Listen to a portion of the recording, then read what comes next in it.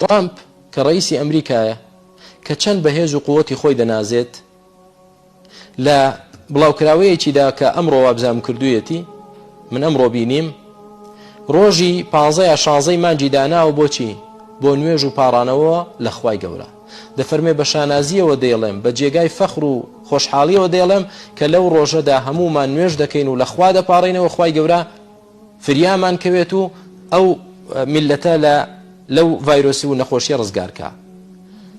زەبەلاحێکی دەسەڵاتداری لوتبەرزی وەکو ترامپ دەڵێ هەمومان دەبێت نوێژکەین و بپاڕێنەوە لە خوای گەورە لەسەرمان لابەرێ. ئەوەیە کە خوای گەورە لە قورئاندا فەرموویی لعلهم يتضرعون بۆچی ئەو بەڵای بەسەرهێناین بۆی خەڵک بگەڕێتەوە لە خوا بپاڕێتەوە. سەیری کە ترامپ بە خۆی و بە هەموو شعبی ئەمریکا دەڵێ لەو ڕۆژەدا بە هەمومان لە خوا بپاڕێنەوە. ئەمەش جێگای ئەسەفە بەڕاستی کە تا ئێستا کاربەدەستان و مەسئولینی ئێمە لەم وڵاتە یەکێکیان نەیوت با ڕوو بکەینە خوا. بۆ یەکیان نەیوت با لە خوا پاڕێنەوە کە خوای گەورە ڕەحممان پێ بکە شیفامان بدە بمان پارێزێ. مع الأسف والله مع الأسف ترامپ ئەوە بکە بەڵام ئەوەی خۆمان کەسانێک لە خۆماندا پێیان عیب بێ ئەسڵەن بڵێن وەڵا هانابردن بۆ خوا و پاڕاونەوە لە خوا یعنی پارێزەرە لەم نەخۆشیە. ئەی نازانن پێغەمبەری خوا عەلەیهی سڵاو سەلام فەرموویەتی هیچ شتێک قەزا و قەدەر لا نادا ئیلا دوعا نەبێ یعنی ئەگەر لە قەزا و قەدەریشدا نووسرا بێ کە تۆ تووشی ئەو ڤایرۆسە بی دوعا بکەی خوا لەسەرت لادا خوای گەورە لەسەر لا دەدات دەیگۆڕێ بە قەدەرێکی تر. بۆیە دوعاکردن زۆر گرنگە. یعنی چەندێک ڕێنمایی تەندروستیەکان کە گرنگن پێویستە لەگەڵ ئەوەدا و زیاتریش بەو میلەتە بوترێ ئەی خەڵچینە ئەم بەڵایە خوای گەورە بۆ سەرسەری هێناوین حکمەتەکەی چییە؟ لعلهم يتضرعون بۆی بگەڕێنەوە لای خوا بۆی دەست هەڵگرین لە علمانیەت بۆی دەست هەڵگرن خەڵک لە فسق و فجور خەڵک دەست هەڵگرێ لە یاخیبوون خەڵک دەست هەڵگرێ لە بێشەرمی و بێحەیایی بەرامبەر خوای پەروەردگار لعلهم يتضرعون. بەڵام بزانین میلەتانی پێشوو خوای گەورە لە ناوی بردن بۆ فلولا إذ جاءهم بأسنا تضرعوا ولكن قست قلوبهم وزين لهم الشيطان ما كانوا يعملون.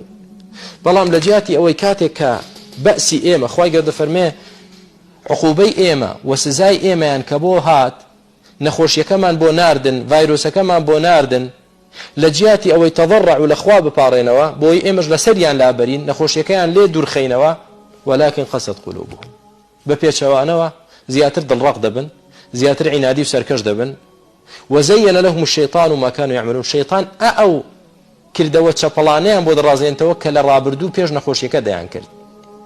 ئێستاش مصرە لەسەر علمانیەتەکەی بێدینیەکەی مصرە لەسەر ئەوەی کە ئافرەت ڕوت بێت ئافرەت قەیچێکە باداوە بکە زیاتر لە مێردێکی هەبێت یعنی شوێنی مەلها و زینا و فاحشە زۆر بێت سو خواردن زۆر بێ زوڵمکردن و ستەمکردن زۆر بێ.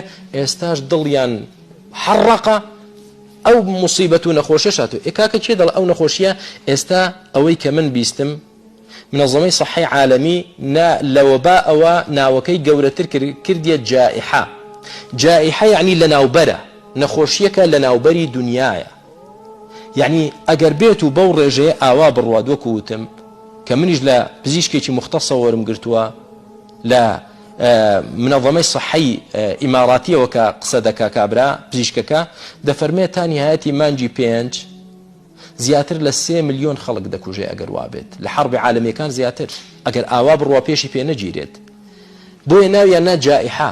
ئێستا ئەو جائحەیە هاتووە کە تەواو تەڕ وشک دەسووتێنێ هەمووی دەبا لەگەڵ خۆی خەڵکێکی زۆر لە ناو دەبا ئەگە خوا ڕەحممان پێنەکە واش دڵیان ڕقە و ناگەڕێنەوە لای خوا واش دەست لە زوڵم هەڵ ناگرن.